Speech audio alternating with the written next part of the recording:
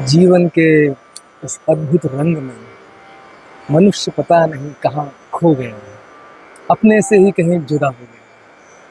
अपने से जुड़ने के लिए तरह तरह की साधनाएं, तरह तरह की तकनीकों का इस्तेमाल करते हैं। कहता है ध्यान, कहता है भक्ति, कहता है समर्पण, कहता है संकल्प, पर उसकी स्थिति वैसी की वैसी ही रहती है। इसमें बिल्कुल भी सुधार नहीं आता। इसका कारण क्या है? इसका कारण है कि विज्ञान की समझ नहीं है।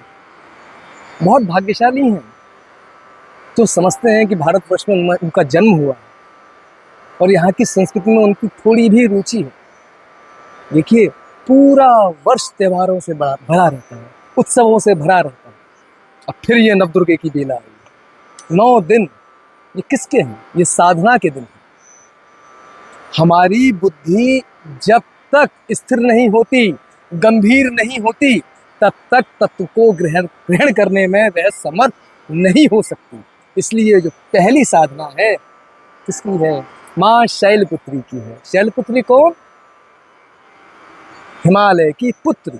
अर्थात जब तक बुद्धि बिल्कुल गंभीर और अविचल नहीं हो जाएगी, तब तक साधना में कोई गति नहीं होगी। तो सबसे पहला आरंभ भी यही है कि अपनी बुद्धि को स्थिर और शांत रख के इस परम तत्व में समर्पित कर दिया जाए। क्यों? क्योंकि जो परम तत्व है उसका कभी भी कहीं भी कोई अभाव नहीं है।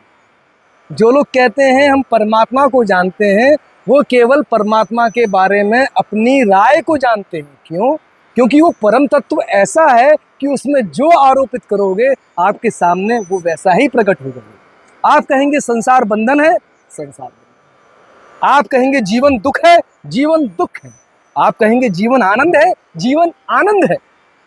आप समझते हैं आप किस चैतन्य शक्ति को लेके जन्मे हैं, लेकिन हमसे बार बार भूल हो जाती है। हम कुछ पाने के लिए कुछ करना चाहते हैं। ये जो साधना का रास्ता है, इसमें एक होने के लिए सब खोना पड़ता है। तो पहली जो स्थिति है बुद्धि को गंभीर और अविचल करने की, वो क्या है? वो ध्यान में बैठ के मैं कुछ नहीं, मेरा कुछ नहीं, मुझे कुछ नहीं चाहिए, पहला भाव। दूसरा भाव, मैं माँ का, मैं और माँ, और कोई है ही नहीं। माँ कौन? जो अभी ये, यही माँ, यही माँ का करुणा रूप है। इसको समझ के अपने मन को इसमें संधार करो तो क्या होगा? बुद्धि जो है स्थिर हो जाएगी। और जैसे जैसे बुद्धि स्थिर होती चली जाएगी, गंभीर होती चली जाएगी, वैसे ही जिस बुद्धि से ये सारे भेद प्रकाशित होते हैं, ये सारे भेद दिखना बंद हो जाएंगे। अर्थात शांत बुद्धि में जहां भेद नहीं होता, वहां ब्रह्मचर्य अपने आप स्थापित हो जाता है। क्यों? क्योंकि वहां तो अब ये भाव नहीं कि मैं पुरुष, ये स्त्री, ये पुरुष स्त्री, सारे भाव परमात्मा में समर्पित हो गए। जब अपना होना ही परमात्मा में समर्पित हो गया, तो जिस तत्व का जन्म हुआ, तो जिस शक्ति का जन्म हुआ, उसे ही माँ ब्रह्मचारिणी कहते हैं।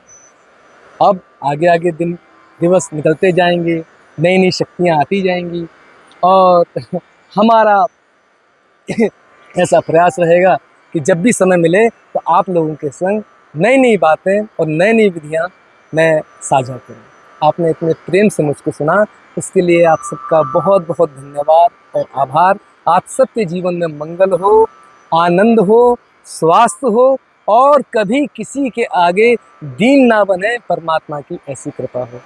इन्हीं शब्दों के साथ मैं अपनी वाणी को यहीं विराम देता हूँ। ओम।